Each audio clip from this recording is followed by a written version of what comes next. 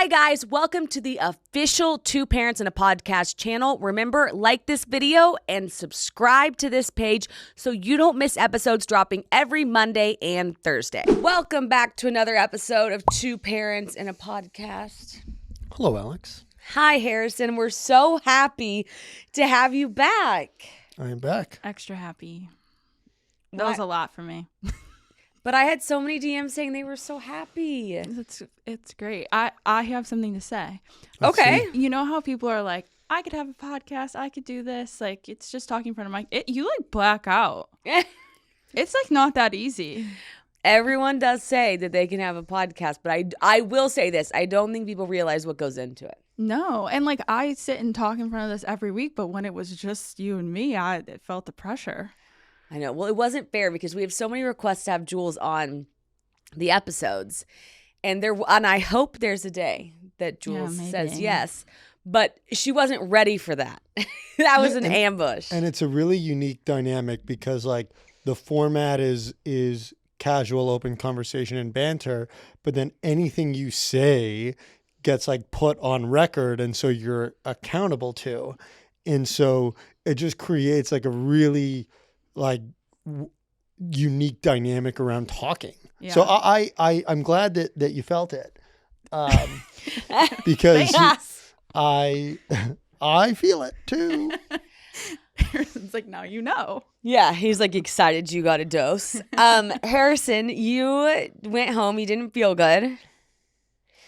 You feel better. You feel so much better. Yeah, I have not been sick truly in years, and I walked out of the studio, drove home, and started throwing up within probably 3 minutes of walking in the door. Your body knows. It knows just to hold on until I get home. I like felt the weird, number one, the appreciation I had for you and your pregnancy. Obviously, like you've been so sick throughout pregnancy, and I was just sitting there like, oh my goodness, like she wakes up and is dealing with this for months on end.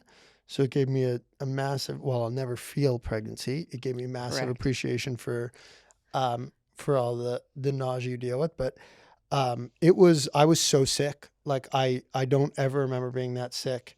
It was 12 hours of like something, and it kicked your butt. What was so weird is it was nausea, but it was like physical body aching pain. Yeah. Like it felt like someone had just like put a bunch of weights on my body. And then the weirdest thing, so Thursday I was fully out of it, unresponsive.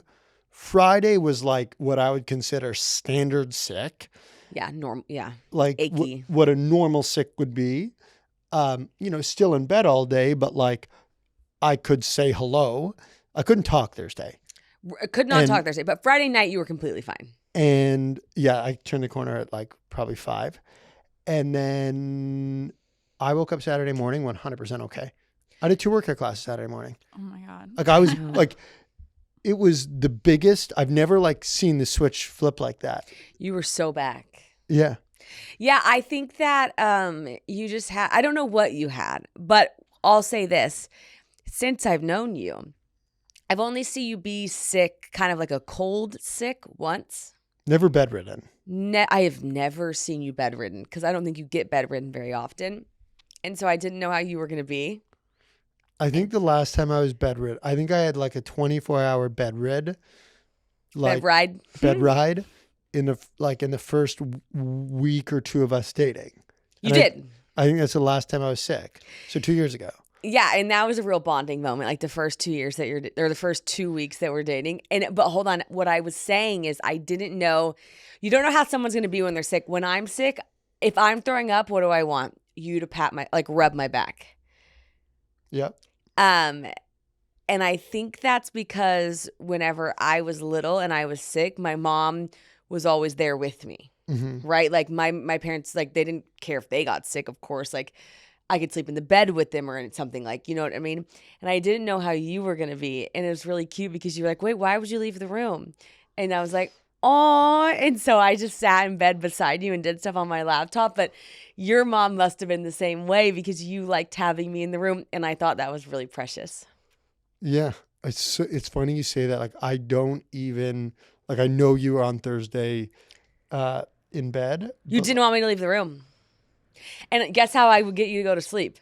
I would like rub your legs because I always think you can sort of distract them from the pain. Like your stomach was really hurting. So I was like, if I rub his legs, he won't feel the stomach so bad. And then I would see you start to doze off. I don't like Thursday is truly a blur. You got your butt kicked. It's truly a blur. Some sicknesses, every couple of years, you just get rocked. What I had two comments to talk about. The first is, I feel like me getting when we first started dating, like I think it was in the first 2 weeks, me getting sick, I feel like would have been a great opportunity to give you the ick.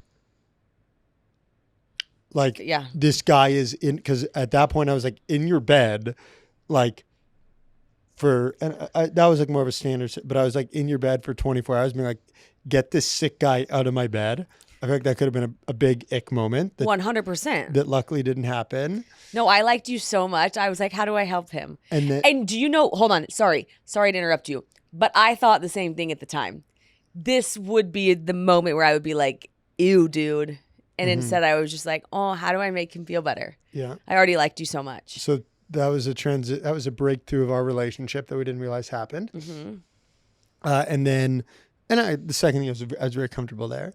And then, although I will say, like, that apartment gives me, looking back on it, gives me the heebie-jeebies. Like, I know you think it was light. To me, that was like the darkest apartment. Oh, I thought there was so much natural light. But the only thing about it is I was so sick in that apartment, I can't think of it. Yeah. And then the early Jules days. Yeah. And then the second thing, you're the best caretaker ever. Two, the added thing you did, which, like, yes, I know is a splurge, but I think truly saved me, is you had an IV come to the house and pump me full of electrolytes and hydration and nausea meds. And that happened Thursday afternoon, and that's when I came back. Yeah, it helps. It's because whenever I was sick, not anytime, but the 2 times I've been really sick this pregnancy, and I go to labor and delivery and they give me the hydration IV, I do think dehydration, I think we not take it for granted. We don't take it. My gosh, this is so pregnancy brain to me. How do you say, like, we don't put enough emphasis on it? Just we don't appreciate it enough. We don't put enough weight behind what hydration can do. Yeah. And when you're throwing up as much as you were, like, you were dehydrated and like you couldn't keep water down. So an IV does a lot. No, thank you so much. But moving on from my sickness, because that is nothing in the grand scheme of things in life, especially when you are pregnant. What should we talk about today? Well, what I want to talk about is your phone call slots. And I think Jules and I have talked about this before, but you called me today at 9 and I was so dizzy, I missed it. And I was like, I'll call him back. But the problem is I called you back and you had moved on. Because if one person doesn't answer your phone call, I think this is what you do. I think you start with Alex Cost. Then I think you move to Jules and I, depending on who you need to talk to. If one of us doesn't answer, then you call the other one. And then I think you've got about 5 other people that you call. So if we miss your phone call, we don't get to talk to you for we don't get to talk. Like, I didn't talk to you till you got here. You have to answer on the first time. You have to, or he's on to the next one. This is a perfect call out. It is so true. Today, number 1 on the list was actually Royce, the floor guy. Okay, see, that's Royce, the the thing. floor man. What? At what time? I know. Royce was my first call this morning. At what time? 6. I mean, we can pull the receipts. We Royce can pull the receipts. We were on the phone at 7:20, I think. Oh, well, yes. Sorry. I had an 8 o'clock breakfast meeting. Okay. So I spoke to you before the breakfast meeting. And then I spoke to Royce at 8:57. Right out of that. We had a good, productive 2-minute call.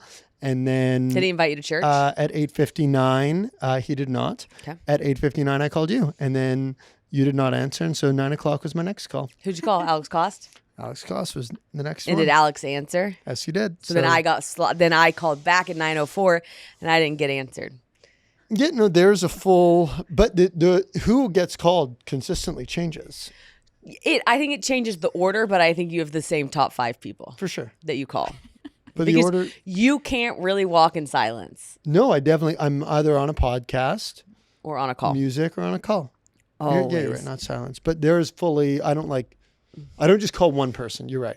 That's a good call out. No, and then if we don't answer, I think one time Jules was the one that said it to me. She was like, you lose your slot. she said, I'm trying to talk to Harrison, but I lost my slot. And I was like, oh my gosh, there are slots. And then I felt it this morning. Yeah, and then where it's challenging is like the calls are like in between another call or meeting. Yeah. Yeah, And not then good. you got to go and you got to heart. Yeah. The other thing we're dealing with is we have our first flat tire, which I saw. The air pressure and I don't even have enough time. It could be a whole podcast episode. It'd be such a boring episode, but the freeze happened and the air in the tires went down, which is normal, but then they never really recovered. Anyways, we have a lot of construction on our street. Maybe there's a nail in the tire. I don't know, but I've been putting air in these tires, trying to get the sensor to go off for 4 weeks now. And Harrison and neighbor T went to HEB yesterday, and then he called me and said, we have a flat tire. Here's what I've learned this morning. Number 1, HEB is a parking garage, and they're parked on the underground level. Can I jump in? No, because I'm the one that's learned this so far. Okay, fine, jump in. Well, I bet you don't know this one thing that I know. Okay, let's hear. That we are not, because she said, what year is your car? I said, it's 2025. Maybe it's 2026. I don't know. She said, well, then you can call roadside assistance and they'll tow it for free because you should not have a flat tire yet. And I said, okay, Harper's Towing. I'll try to call them one time. If they don't answer, I'm calling you back and I want you to tow it. So a couple things. I thought that the thing was malfunctioning, like the tire pressure. Well, I didn't think there was a chance we were going to get a flat tire. Because when you looked at the tire, it looked fine. Yeah, and it was just I wish I took the car into the tire shop. Me too. We talked about it. I have so much regret. So that's number 1. I just feel like a dummy, and I will take accountability on it. The second piece to it, I feel like I'm doing a lot of 1-2s today. Good. 1-2 it out, honey. This is one of my problems with the education system. Okay. In what world do we go to school for whatever it is, 15 years, and they don't teach us how to change a tire? Like what a crucial life skill that I feel like everyone should know how to do. And we just haven't learned it. So we're sitting there with this flat tire and I'm like, I have no idea what to do. And I'm thinking was I not paying attention when I should have learned? And no, when do you learn how to change a flat tire? Now, neighbor T knew exactly what to do. The problem was the car didn't have a piece that it needed to change the tire. So to unscrew the bolts, you needed an attachment because our bolts aren't standard size. And we tried a couple other ones from other cars and they didn't work. And the one that Range Rover gave us didn't work.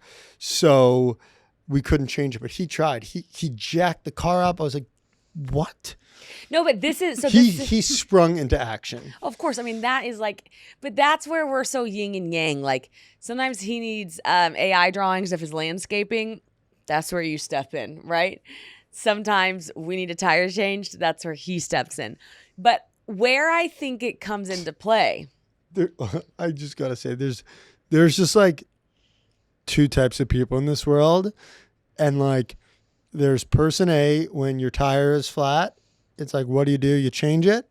And there's person B, what do? Your tire is flat. And their mindset is, who do you call? Get it towed. And right. Right away, he's like, your tire's flat. I was like, oh no. He's like, all right, let's change it. I was like, change the tire? Change the phone number we call to figure out how to change the tire. So true. 91% of dog parents say their pup is an important member of the family, of course. And 40% would even save their dog over a human stranger. Safe to say, people are obsessed. And in this room, we've got P and Jules, and they are dog moms, and they are obsessed. And I get it. And if anyone's dog obsessed, then guess what? It's Ollie. They're relentless about delivering the best food and experience for you and your dog. And they give you a way to check in on their health over and over and over again, because guess what? Your dogs are your most precious thing in life, and you want to feed them like you would feed yourself, with the highest quality ingredients. Ollie's fresh recipes are developed by real chefs and backed by vet nutritionists. They're obsessed with making the best meals with the highest quality ingredients. They have an end-to-end experience, so from the moment you start your subscription, everything is tailored to your pup. The meals are perfectly portioned, and you get a pup tainer and scoop for easy storing and servings. And then there's health check-in. So with Ollie, you don't just get food. Through their app, you can actually check in on your dog's health with real vets. It's absolutely incredible, you guys. So get ready for both you and your pup to be obsessed. Head to ollie.com/2parents. Tell them all about your dog and use code 2parents to get 60% off your welcome kit when you subscribe today. Plus, they offer an obsession guarantee. If you're not completely obsessed, you'll get your money back. That's OLLIE.com/2parents and enter code 2parents to get 60% off your first box. But like, have you ever had a flat tire? No, but I don't think you need to get it towed either. You just need. It's so flat we can't drive on it. No, but you need someone to just come put the donut on. Like a AAA? Do you guys have AAA? Yeah, I don't think you need a. I don't think you need a tow. I told you that I don't think we need a towed. Yeah. That was never the plan. Well, I called the Land Rover dealership, and they're not going to go out there and change it unless you call them and press them. Yeah, I'm gonna have to call them. And just so we're clear, the reason why Alex called is because I had that 8 a.m. meeting and they weren't open yet. Well, I don't think they were open yet. Maybe they weren't. I should have called. I thought they opened at 8. I don't know, but it's a bit like I do. Okay, here's where I think you learn how to change a tire. They open at 8:30. Somebody. So thank you for calling. You're welcome. Somebody in your family teaches you. This is what I was thinking about yesterday when you said, where in school do they teach you how to change a tire? Did anybody teach you how to write a check in school? No, but this is why I think our education system needs a complete revamp. Is like, we need to focus on real life skills. Both. As opposed to, a bunch of these just like random learnings. Well, what do you use more in life? Like, what would you use more in life? Algebra or writing checks? Well, the one consistent problem I have is like, why did I have to learn long division? Yeah, so it's ridiculous. But I do think a cool field trip could be going to change a tire. Yes, 100%. Or learning how to address a letter. What's going to happen when your autonomous vehicle, like, you may not know how to drive. Here's the crazy thing. In the future, it's going to be more important to know how to change a tire than it is to drive, because you're going to be in an autonomous vehicle. The autonomous vehicle is going to get confused. It's going to drive into a construction zone. It's going to get a nail in. It's not going to realize it. It's going to pull over on the side, and you're going to have to get out and change that tire. Wait, who does change the autonomous vehicle? The human. There's a massive thing going around on Twitter right now. Like, all the Twitter VCs are like, let's start a trade school. Let's start a new trade school. And I do think it's a great idea. Like, the value of, or there's so much value that's going to be accrued at the trade level moving forward. There's going to be a resurgence in terms of societal value on those roles, which I just love. Like, society, like, we've as a society rewarded like engineers so much over the past decades. And when I say reward, it's largely in regards to compensation and the AI is likely shifting that another way. I actually think that's really cool, because I do love the trend of like, AI is going to take your job, and then it's like a guy making a smoothie or something, and he's like, when? Yeah. Or like a plumber changing out a toilet. He's like, when's AI taking my job? And the reality is like, okay, so you're going to have a robot making the smoothie, sure, but then when the robot dies or has an issue in making the smoothie, it's going to be a human that comes in and fixes it. Right. So who's the electrician that comes in and fixes the robot? You're really taking us down a rabbit hole here. Jules, what are you chomping at over there? Well, I had just seen, and I was trying to Google it. Did you see the article that was like Spotify's engineers haven't coded anything since December? All from AI. Yeah. So there's a massive shift that's undergoing. Microsoft just released some form of study. Like coding is now largely being done by AI tools, Which is fine, right? it's fine unless that's your job, and the expectation is that's the first wave of mass job losses is the engineers. And so if you see Jack Dorsey's company Block, which used to be known as Square, I think they laid off 30 to 40% of the workforce last week. Yeah. And that was largely engineers. That's really sad. Yeah.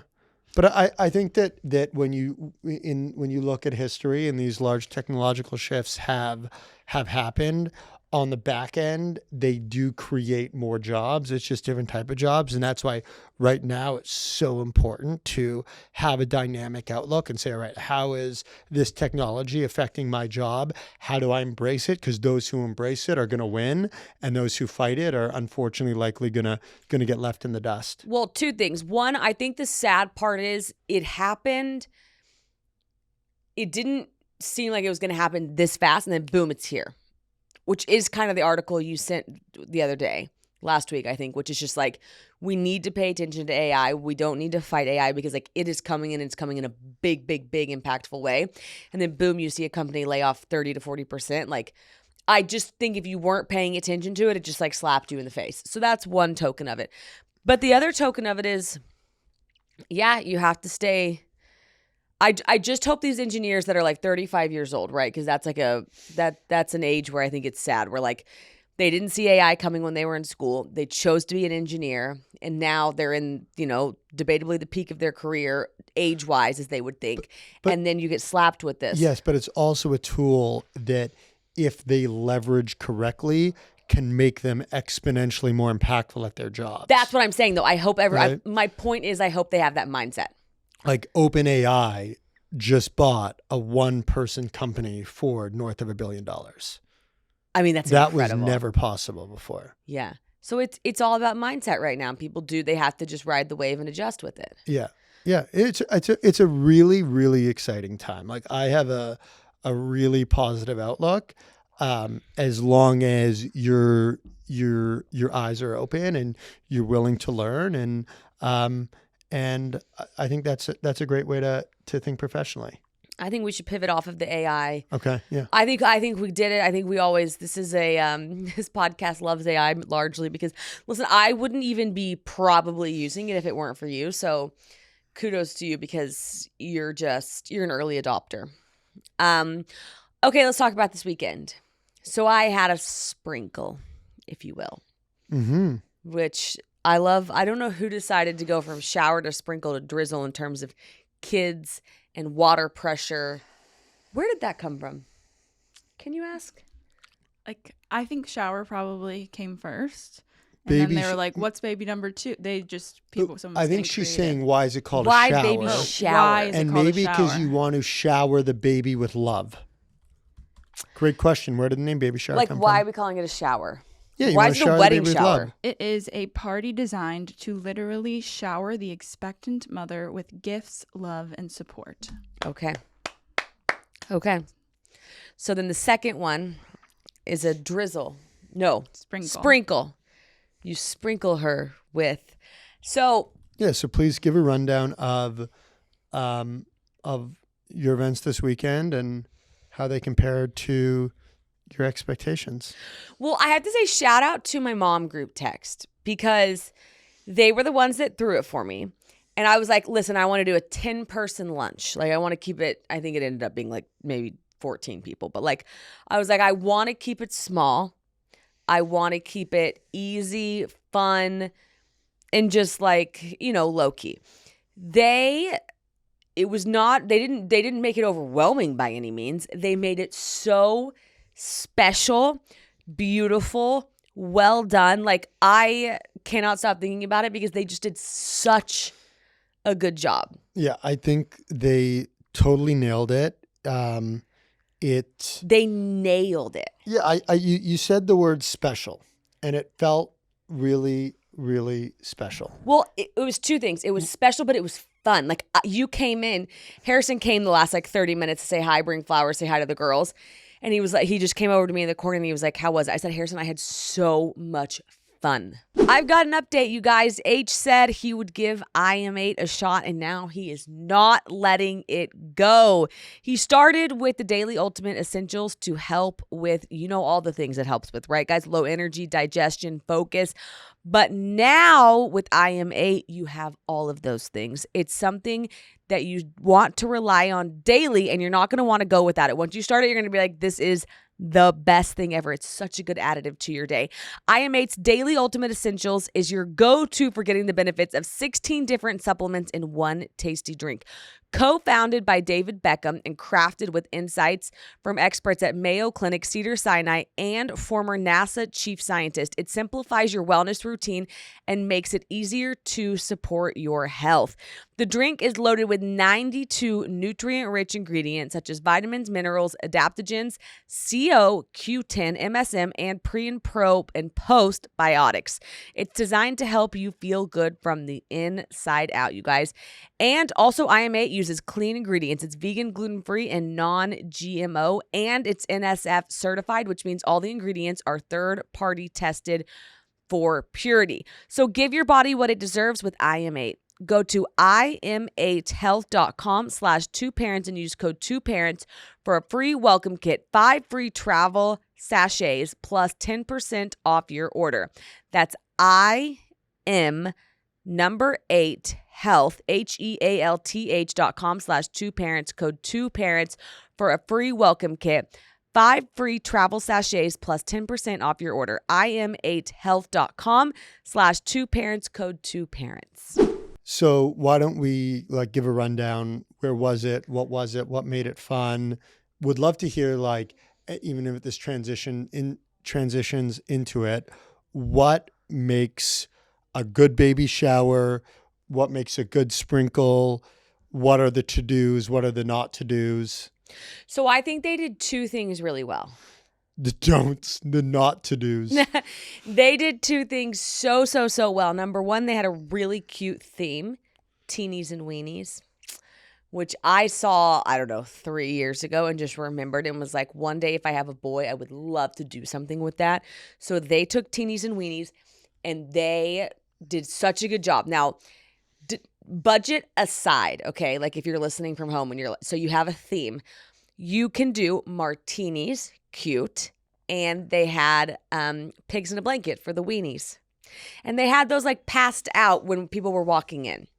So yes, people could order Aperol Spritz. I had coffee lemonade. They had drinks for pregnant people, drinks for non-pregnant people, but martinis and weenies were the anchor, which I love. I mean, I'm a theme girl. Yep. So they had it. They did have it at a private room here. If you live in Austin, it's the Jeffrey's private dining space. It was awesome.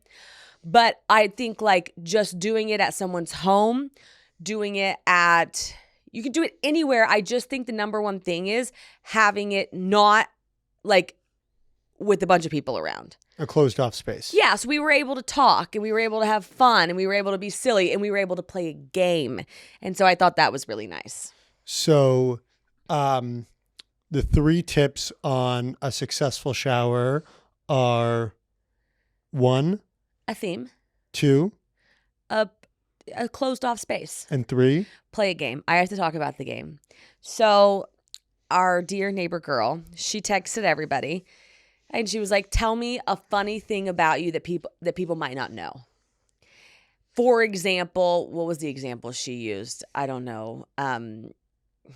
Well, the one I submitted was I snuck out. The only time I ever snuck out in high school was to go to a Waka Flocka Flame concert. But by the time I got there, I felt so bad I ended up just calling my parents and telling them. Do you know what I mean? So something silly like that. The other one I gave her was I've broken my nose 3 times. Have I told you my Waka Flocka story? No. A fellow Waka Flocka? Do you know how big Waka Flocka is? size-wise Yeah, or you like listenership? Yeah, you like see these people on Instagram and what so on and so. Waka Flocka is massive. He's like 6'5". Oh, I don't think I knew that. Yeah, he's a huge dude. He never even came on the night that I went. Okay. I wanted to hear No Hands so bad. When we were at Flock had a booth at the You guys Sweets should do and something with him. Sweets and Snacks Expo, there was a company that had a booth beside us, and I think he like has an alcohol or something, and so he was at the booth beside us, and he was there for a couple hours, and so we hung, talked some Flock, seemed like a phenomenal guy. Waka Flocka, and you have Flock. Did he? I don't think anything came of it. What's his real name? I have no idea. Can you tell Let me understand. We probably spoke for 30 seconds, but he seemed like a lovely guy. Oh, I think he's great. He was very charming. He was His engaged. real name is Joaquin, so Waka makes sense. Okay, Joaquin, Waka Flocka. I love it. Like he was very engaged when he was there. Well, I love that he was there for a couple hours. Oh, he's vegan. You can't do Flock. Waka Flocka's vegan? That's the first thing that comes up. I don't think so. I don't think so. I'm quite sure he tried the product. Wait, there's a YouTube video. Waka Flocka explains why he stopped eating vegan. Okay. Like, why is that the first thing to come up? Perfect. I was like, He had a chicken stick. This goes back. That's the reason he's no longer vegan. He tried Flock. He tried this brand called Flock, and it changed. I know nothing about him beyond that, and I know there's one or two songs of his that I really like. No Hands. I love it. But I never got to see it. I don't remember who his opener was. Anyways, so everyone submitted a fun fact about themselves. Let me think of a different one. I have a birthmark in the back of my throat. Like that? Yes, exactly. Just like that. That would be, your two truths and a lie. So she passed out a piece of paper and it was listed off like 1 through 14. And then she had everyone's name at the top and she would read, okay, number 1, who snuck out to a Waka Flocka concert. And everyone would guess who it was, so they would write it down. They'd be like, oh, I think that was Jules. And then you'd go to the second one, okay, who has a birthmark in the back of their throat? Oh, I think that's Alex. And then she went through and would say, so then we went back to the beginning and she would say, okay, stand up if you were the one who snuck out to go to the Waka Flocka concert. So then I would stand up and everyone would be like, hey. The reason this game was so good is because it wasn't a solo game. It was a unifying game. So let's say some people at the lunch didn't know each other super well. You were just like bantering back and forth. Like one girl's was she had never missed a word in a spelling bee. One girl was homecoming queen. One girl was a baton twirler in high school. One girl owned 11 hamsters. Like, it was just Who fun. owned 11 hamsters?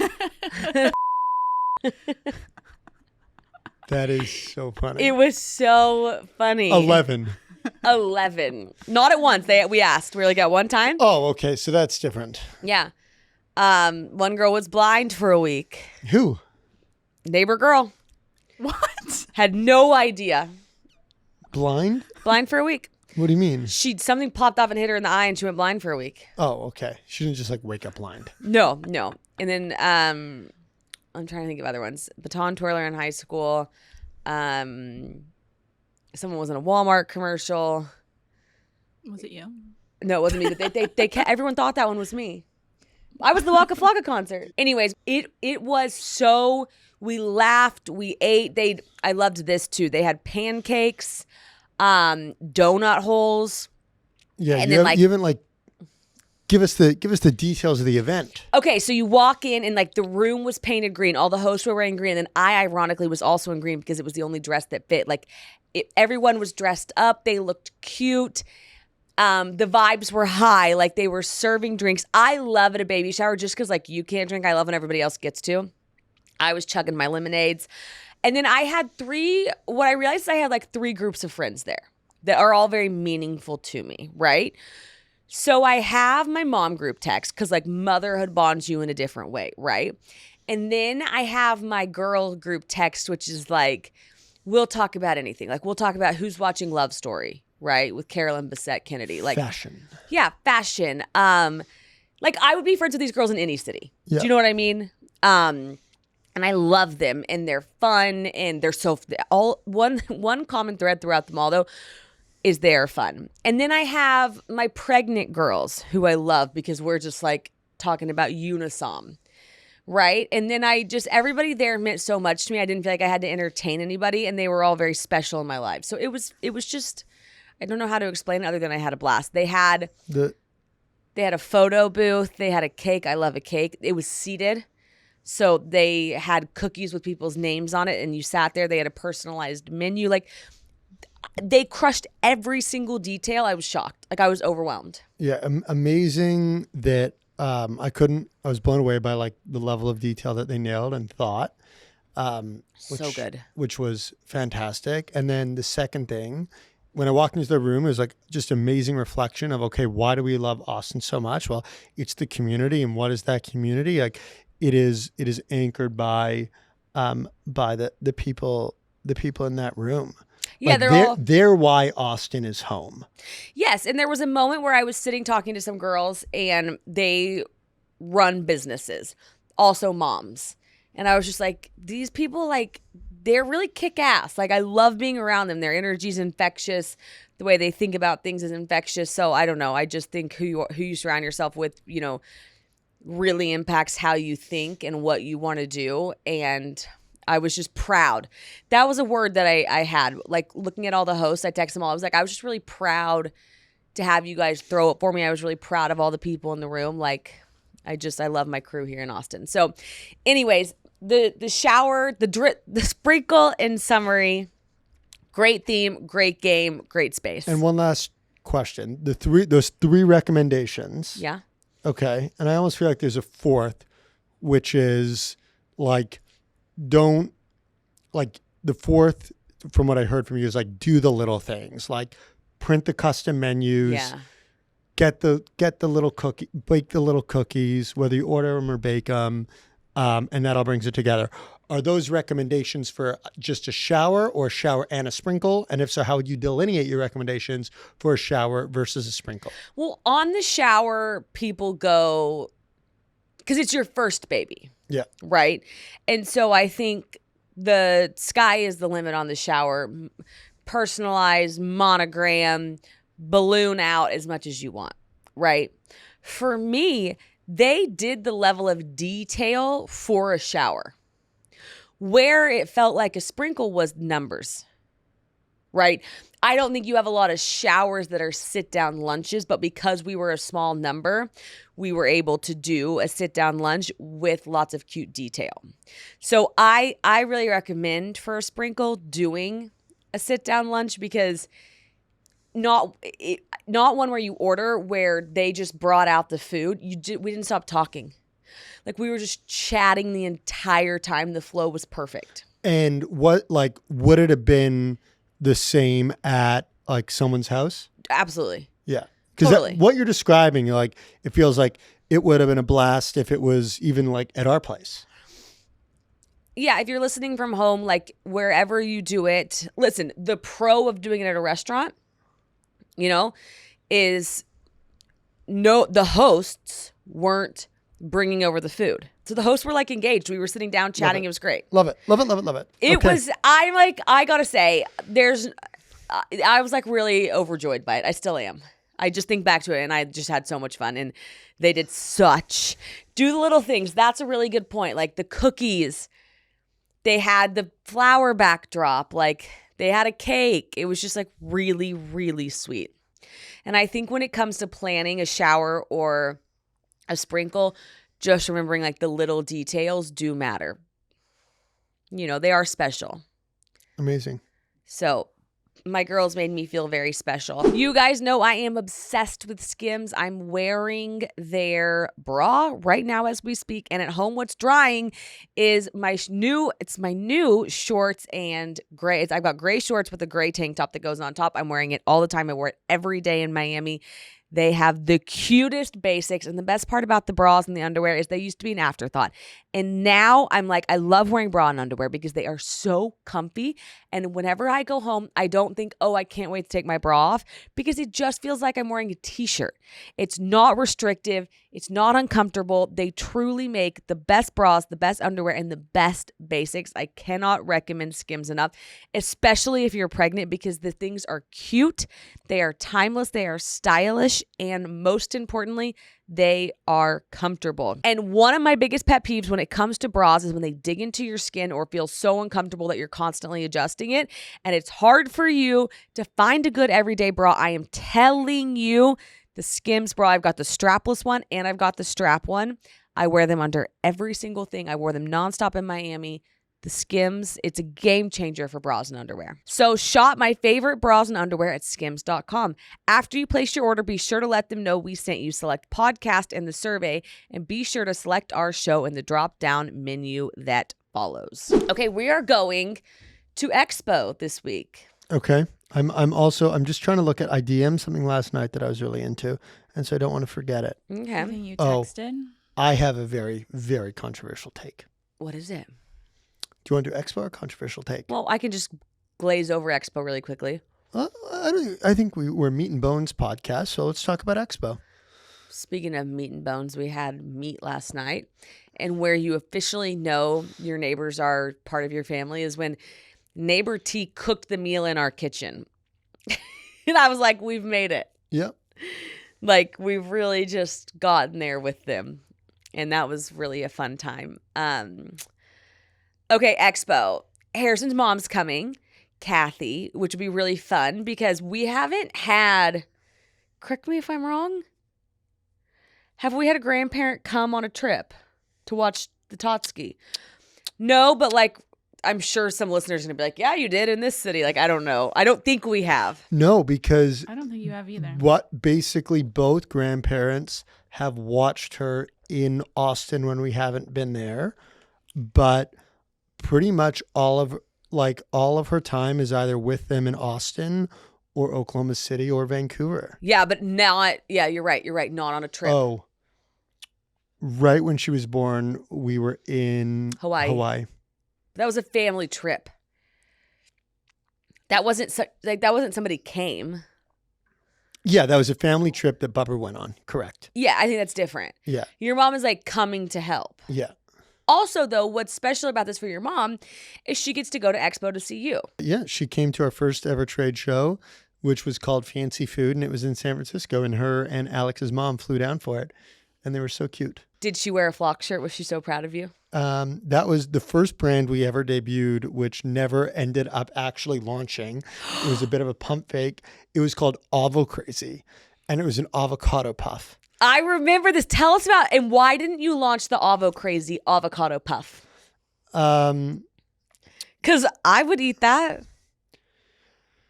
There was a massive ingredient issue. Meaning? Avocados? The powder that we were using. Oh, it wasn't up to your standards.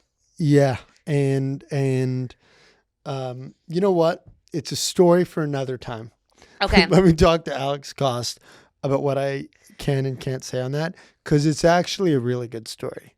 Okay. Well, so she came to the trade show not for flock. She came for the Avo Crazy. Avo Crazy. Yeah. What a name, guys. There was so much it was like, yeah. And when you do Avo Crazy, flock, Rob's Popcorn, are these all under the Naked Market? Naked Market owns all of them, yeah. Okay, or as a significant owner in all of them, yeah. So Avo Crazy was part of that. Who Yeah. came up with the name Avo Crazy? At this point, like, you never know who actually came up with the name, whether it was Alex or me or Emmett. What? Emmett. Yeah. Emmett was there. Okay, so this time will be the flock booth. And yeah, I'm excited. I love getting to support you because I feel like you're always supporting me. And so anything I can do with flock makes me really happy. Thank you. Although I can't seem to get a text back from you and Alex about what hall we're in. Oh, I can send it back. I have our booth number. I'll say one change I'm making to the program this year is normally we do a big dinner. So it starts Wednesday. Normally we do a big dinner Tuesday night. Where do you do it? It's different every year. It's at PF Chang's every year. No, the team dinner is on Thursday. Oh. So that's happening. Okay, I was going to say. But it's also strategically on Thursday this year, not Wednesday. Okay. Is normally, like, before Expo, I do a big dinner with industry people. Okay. But then you wake up, it starts Wednesday morning, and Wednesday at 9 a.m. is 9 to 10 is the buyers only window.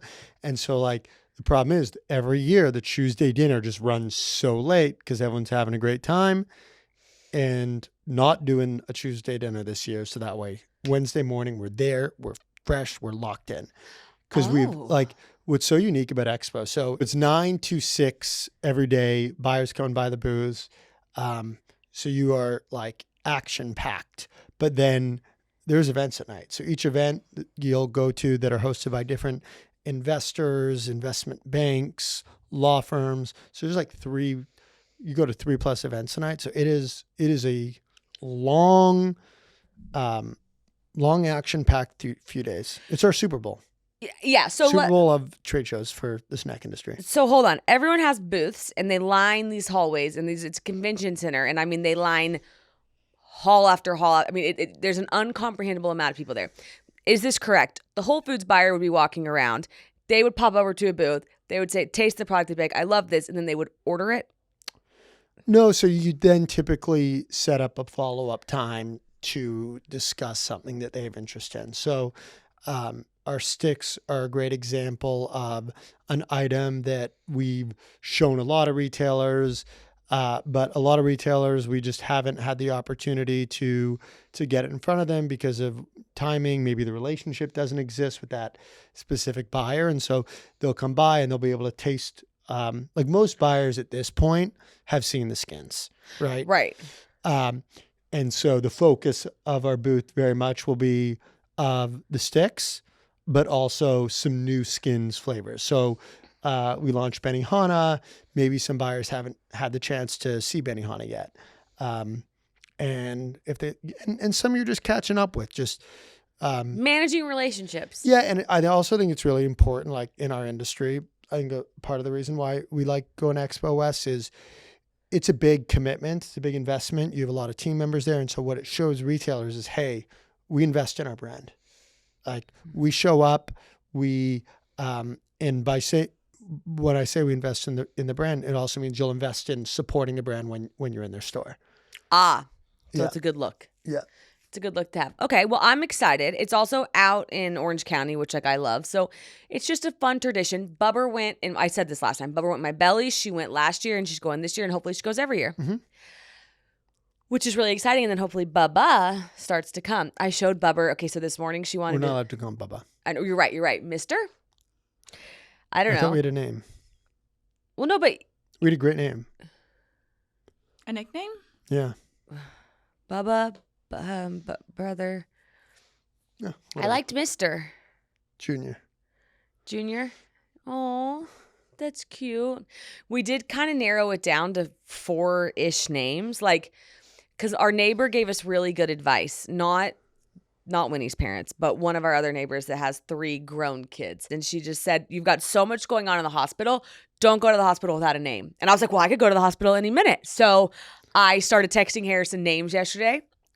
Just because I want to start seeing them written out. What I've realized, I have a top choice that you don't seem to like. So, okay, this is one thing that I want to nail home for everybody listening when I'm looking for names. Is what I like about Tate is it's unique, but it's not trendy, and that's what I'm looking for with a boy name. I'm looking at the name you sent yesterday. I sent you 4 names, and I typed them out because I think you got to see it written first and last name. I think you have to see it with Tate and so I have I'll just say this. We're starting to narrow it down to 4 or 5. Yeah. In looking at how all these are written, I think what I will say is I think I'm out on. Okay, that's my second favorite, but okay. I'm not loving how is showing up. Okay. We're going to bleep that, but because I think it still could be. Okay. But I'd be interested to know if I'll change on that. So it's good that we have it even bleeped on the record. But I was looking at Tate this morning and I was like, you look like a Tate. The second name you sent, and I guess we can just bleep it too, of is really good. It's my favorite. It looks really good. It's my current favorite Tate. Like they just have the same exact vibe to them. And we can call them, we can call, and shout out to the DMs because somebody just messaged me that and I read it and I was like, I like that. Can we call them? Yeah, sure can. Bubber and That's really funny. That's actually funny. That might be it. Bubber and anyways, she wanted to look at photos of you. So I showed her a photo of you, but it was like an old photo of like, I don't know, it was 10 months ago. And so she was really little and she was like, Bubba. And I was like, well, no, it's you, but kind of. Like she just thinks a little baby is Bubba. Yeah. Yeah, she does that with the engagement book all the time. Yeah, she says Bubba, which is cute. You guys know I'm pregnant, and I know that firsthand figuring out your feeding journey can be so stressful. And that's why I've decided to give myself grace the second time around, no matter how it goes, no matter how I'm feeling. I'm giving myself options, and I want to partner with the formula company that does the same, which is why I'm so proud to partner with Bobby, because they offer parents free lactation support. Free lactation support, expert-led combo feeding classes to keep your milk supply going, and high-quality organic formulas you can trust without slow boating them over from Europe, because that's the whole thing. People hear that we need to get the European formula, but guess what? You don't. You can get it right here in America, and it is Bobby. Whether you're combo feeding, exclusively formula feeding, or just want a backup for those just-in-case moments, Bobby is our go-to trusted choice. All Bobby formulas are designed for easy digestion. They're molded after breast milk, and they're made with certified organic, non-GMO, pesticide-free ingredients you can feel good about putting into your baby's bottle. I love knowing that Bobby sweats every detail of quality, every ingredient, every test, every single can. So us parents don't have to, because we have enough to worry about. So leave it to the experts and know that you're making a good choice when you choose Bobby.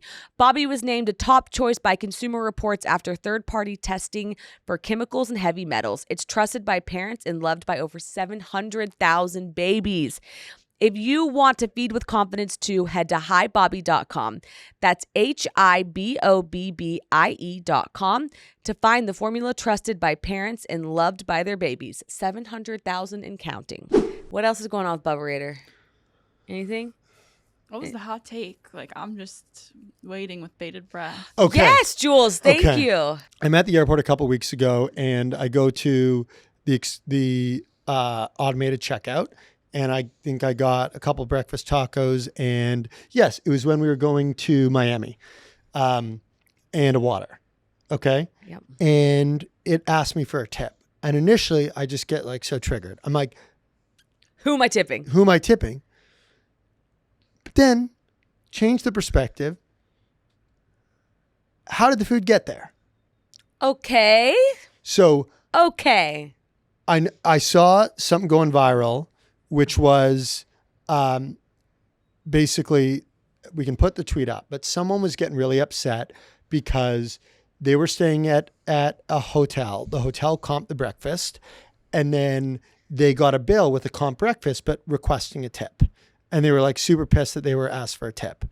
And I thought that was completely unreasonable to not think you would tip even if the breakfast was comp.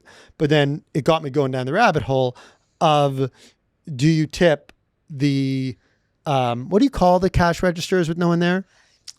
Self-checkout. The self-checkout. Thank you.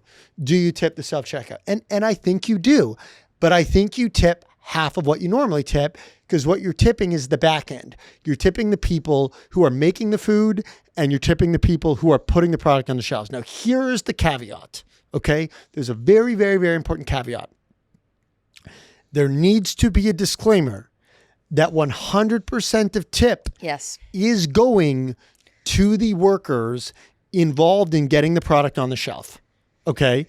And that may be my main beef, is I'm a little worried in the self-checkout that the tip is going to the company.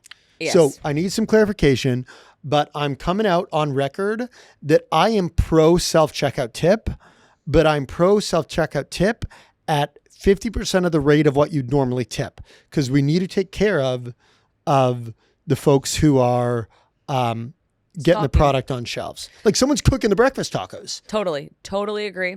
Well, I'm getting a face, Jules. But you're not tipping the kitchen when you're tipping at a restaurant. Yes, you are. No, you're not. Yes, you are. A lot of times, aren't they splitting it? Yes, you are.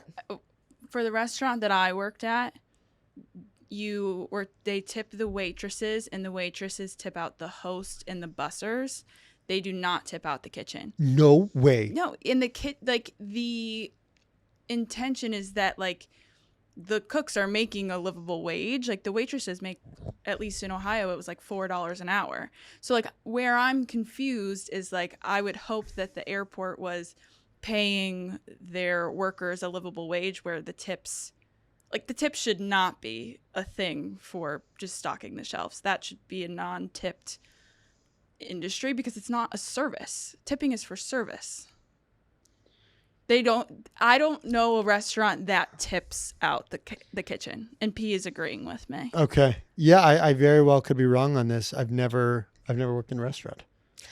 I've worked in one, but I was a cash register at I was a cashier at checkout. Did you get tipped? Yes, we got tipped. But I'm trying to think, then did you tip out? Because you also bussed the tables at this restaurant, and then there was the cook. Yeah, like I got tipped out as a bus girl. Here's how I'm directionally thinking about it. Okay. Hopefully the companies can keep the products at more affordable prices. So that way, this is a great example of like me now talking about something that I want to make sure what I say I believe in. Can I say what you said? Yes.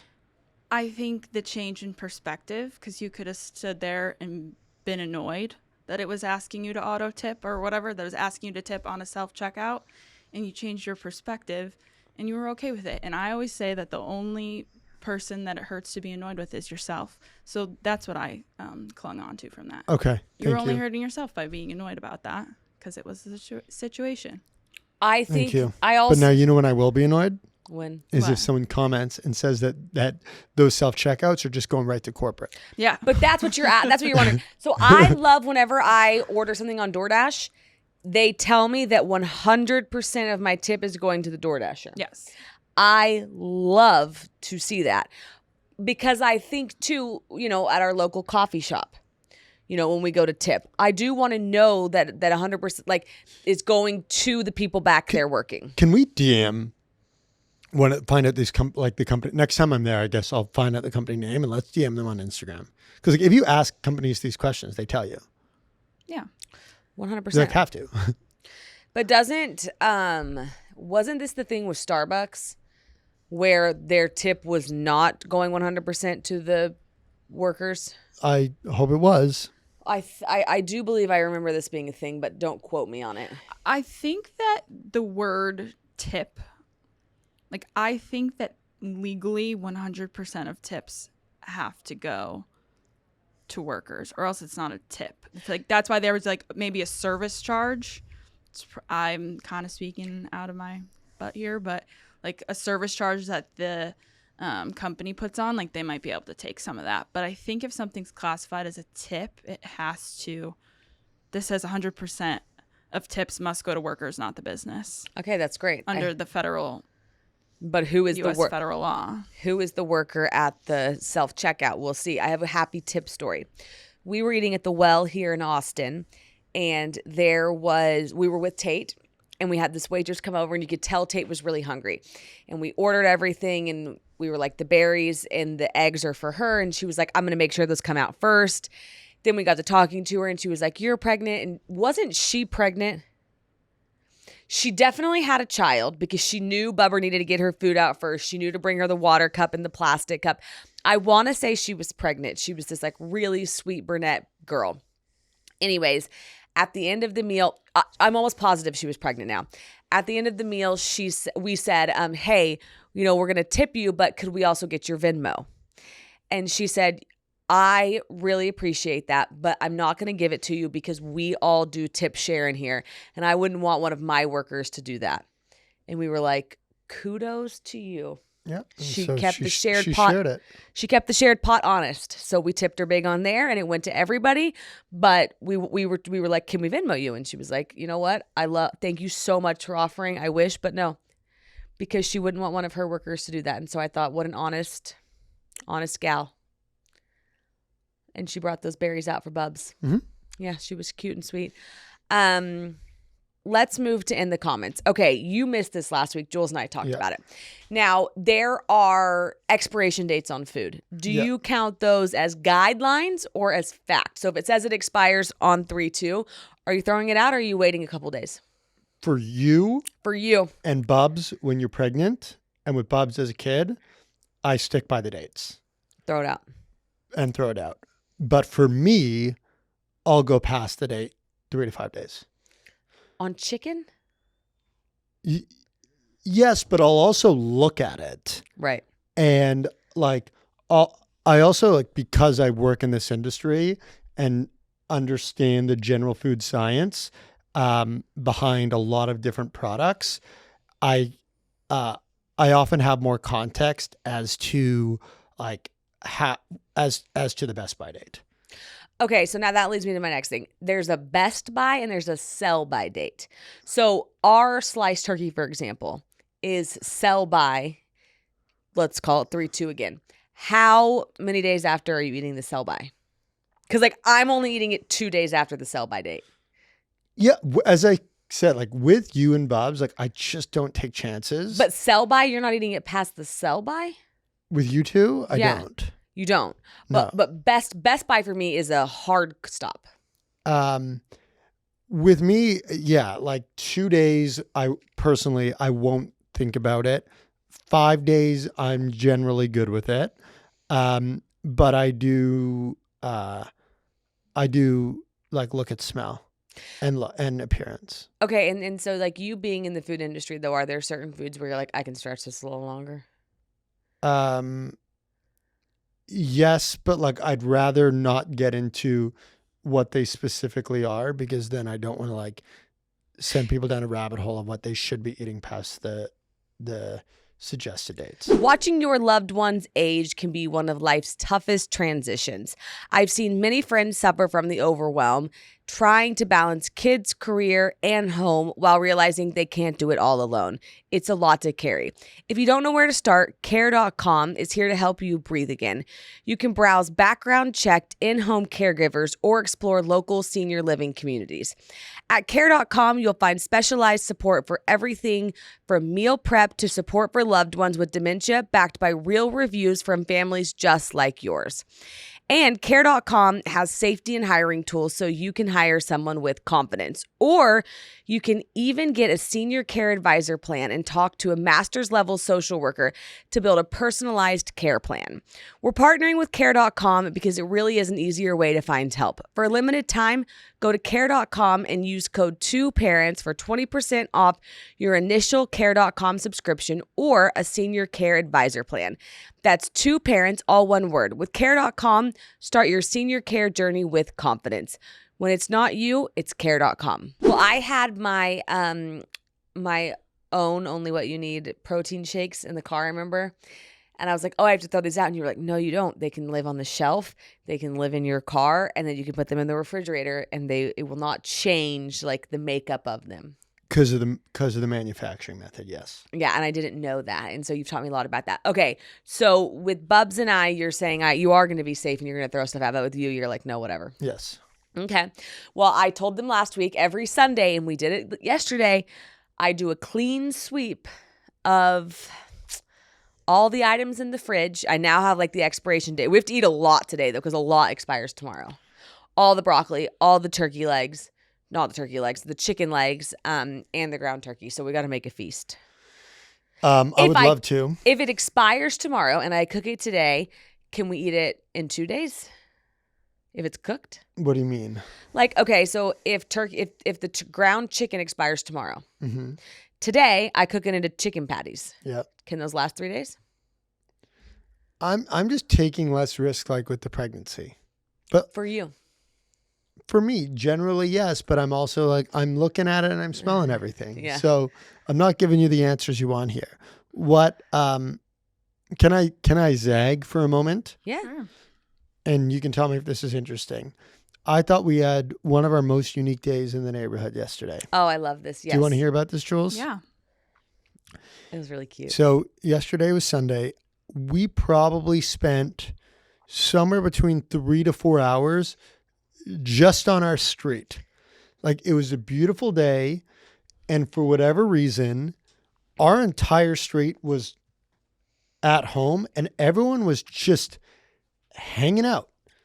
Just outside. Outside. Sometimes in front of our house, sometimes in front of the neighbors directly across, sometimes a couple of houses down, sometimes the kids are out there, other times not. Like it was just like a hang. Well, nothing to it. It was really cool. And like no one had anywhere to be. Yeah. That was it. Nobody had anywhere to go. People came and went. People would come, they'd be gone, they'd leave for an hour, they'd come back.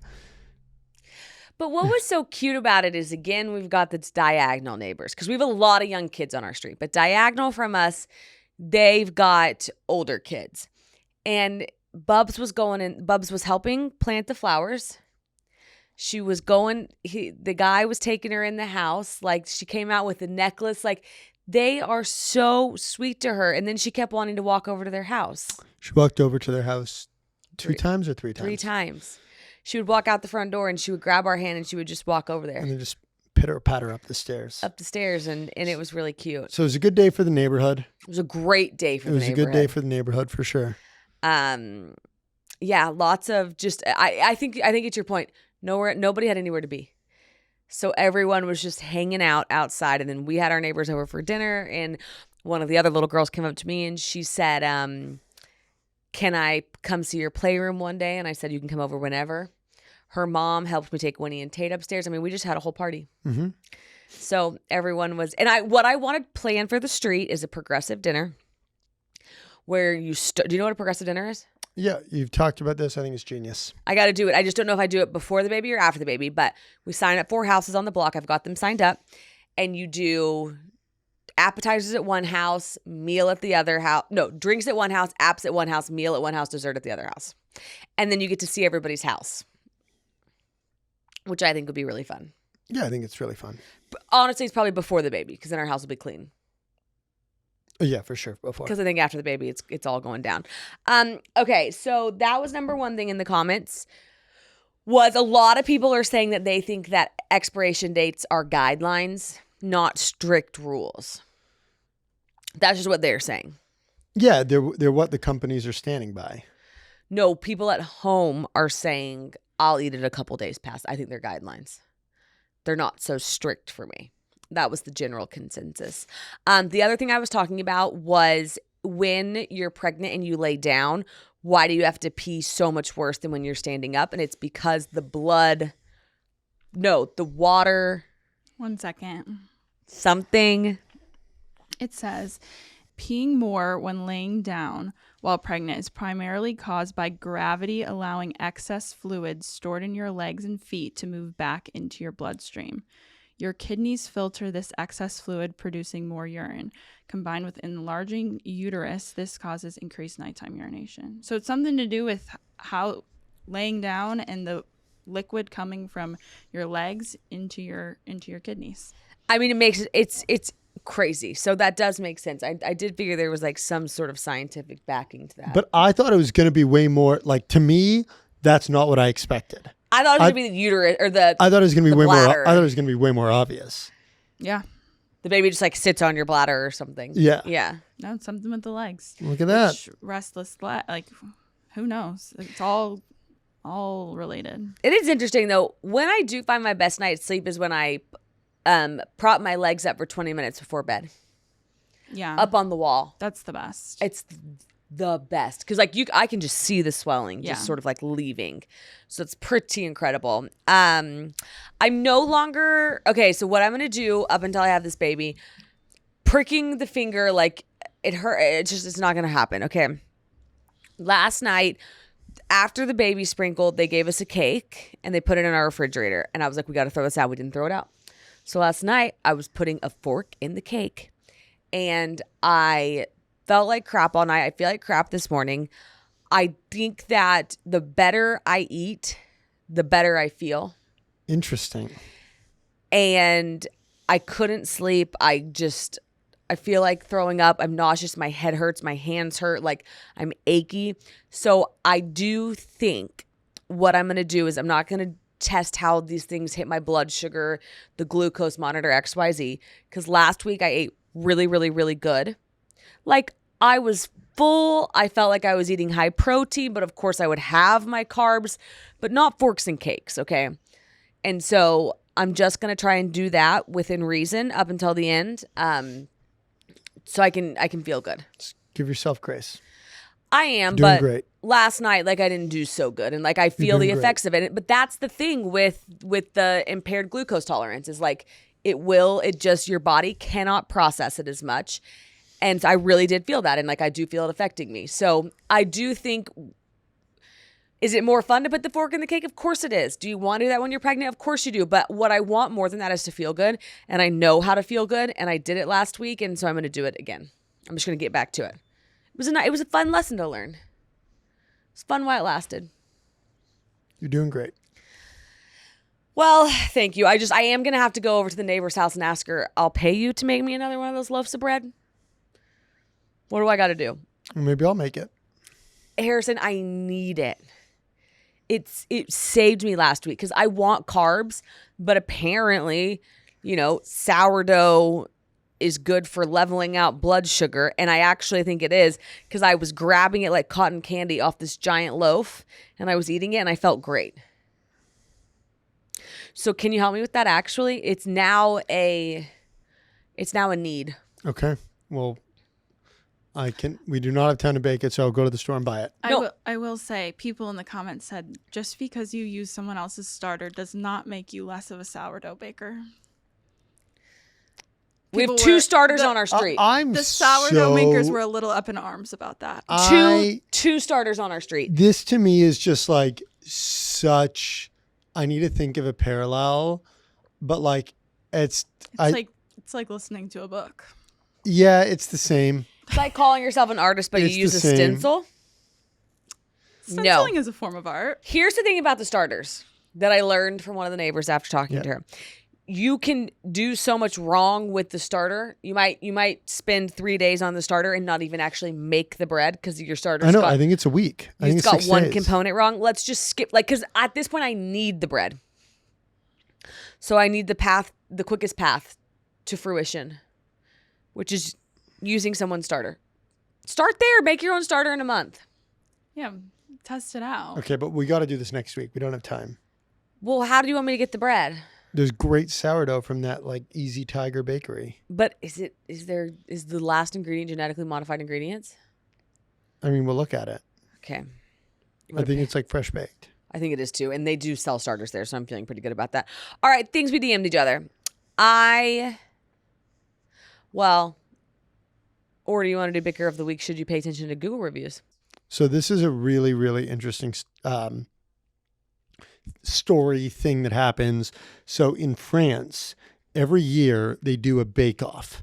And the winner of the bake-off delivers fresh baguettes to the royal palace or whatever the equivalent is every day.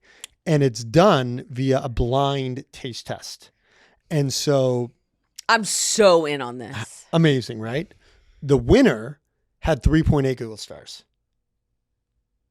Okay. Yes. Interesting. Yes. Well, and now this gentleman, Sri Lankan gentleman, Sri Lanka, beautiful country. He is 3.8. Now he gets to deliver bread every single day. And I'm sure it is great revenue for him. And I'm sure the follow through to his business will be great. And so it brings to the question, how accurate are Google reviews? I have a take, but please go first. Well, I think this is a big concept that we see in life. A lot of times creatives, right? Interior designers, artists, etc. They'll say, because I've seen people talk about this, just you have this side of the brain doesn't mean you're good at balancing your books. Doesn't mean you're good at responding to your emails. He could be a phenomenal baker. Doesn't mean he's that good at front of house service. So I think that's a phenomenal take. On the flip side, I think this is a little more niche. I think Google reviews, when it comes to restaurants in the US, are largely accurate. Okay. One exception is Miami. I find the reviews in Miami all seem to be artificially inflated. Like there are these 4.8 star Google reviews for these like, just like truly, I don't even know how to describe them. Touristy. Yeah, like touristy, like $3 pizza places where they actually charge like $12 for the pizza and it's been sitting there for 14 days.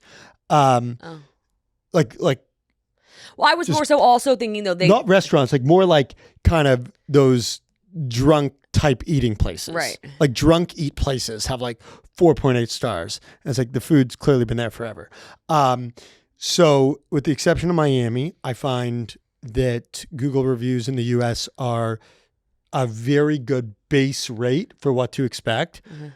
In Paris, the Google reviews are all terrible. So I think that Parisians just have a totally different standard of ranking, because like so many of our favorite restaurants in Paris, like if I look at the suggestions I gave you and you went, and when we eventually go back together, like there's so many in the threes. Like in the US, I don't think I've ever, like if I see something's a 3, I generally wouldn't go. But well, the trump card for me on a restaurant over Google reviews is a recommendation. Right? So if somebody says, if multiple people say like this restaurant is the best, I won't even look at the Google reviews because I'll just know I'm going. Like I don't care what Carbone in Miami's Google review is. I'd actually love to know. But I'd assume it's high because everything in Miami is like generally pretty high. 4.3. Okay, 4.3. So it's low. It's low. What's the fish restaurant in Charleston that you said is one of your favorite in the United States? Chubby Fish. Chubby Fish. 4.7. That's good. I'm happy to see that. But here's the thing: is when I see, if I get a recommendation, I'll go. But I'll look at the review because what that tells me, like Carbone being a 4.3, is there's a trade-off. Okay, and so like, what's the trade-off to Carbone? It's insanely expensive. Right. And so like. While like I love Carbone, when you tell me it's a 4.3, I get that because like you pay a serious price. Well, the chubby and I think a lot of people go there thinking like, okay, well, as an outright Italian food, I could get something similar probably for half the price. But we are good with the premium because of the vibe, because of the service. once a year. Yeah. Where the handoff with Chubby Fish, though, is they don't take reservations. So you are putting your name in and you are waiting for 2-3 hours. Is it worth it? Absolutely. It's truly, truly unbelievable. But people don't think that trade-off is even worth really noting, which is crazy. Shows how good it is. I like the integrity of that Google review because they are rating it off of service. It's phenomenal. Experience, it's phenomenal, and food is mouthwatering good. Mm-hmm. So, yeah. So, do you pay attention to Google reviews? Short answer is what? Yes, for sure. Okay, my short answer is yes, but a recommendation can go above a Google review for me. Multiple recommendations will trump a Google review. Totally. But if I am just if I just landed in a random spot and I have 4 hours to eat and I'm Googling restaurants near me, I'm absolutely looking at Google reviews. And I do think it's important for restaurants to have their Google reviews dialed, because I think a lot of people look at them. Yeah, I mean, there's no other ranking. Corner stores 4 or 5. You're not looking at their Instagram page like to see the food. I'm not going to their Instagram. Oh, my first line of defense now is going to TikTok and searching the restaurant. Now that's good because people are talking to you. It's not just a pretty photo. And you can see the food, and people are talking to you, and you can see the vibe and what people are wearing. I love it. TikTok's a good one. I don't do it. I'm going to start doing it. Because you guys are millennials. Are you Gen Z? It's a Gen Z thing. Jules on the cusp. We talked about this last week. She's on the cusp.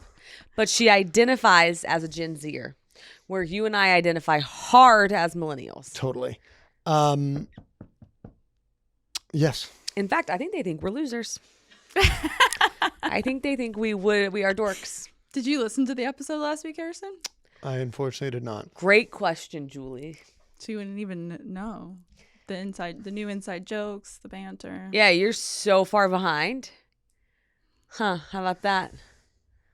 Should give it a listen. No comment? Well, Jules, appreciate you stepping up.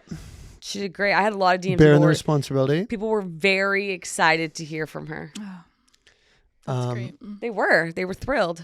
Did you see my DMs? No. Oh yeah, I had a bunch. Very nice. Okay, well, we've lost Harrison, so we're gonna wrap, because there's always a time when you can tell he just says, "I'm done." Well, thank you very much for listening. And it's in the words of Bubber, "All done." All done. Bubber has learned please and thank you, and she's learned And please, squirrel, and golf cart. What else?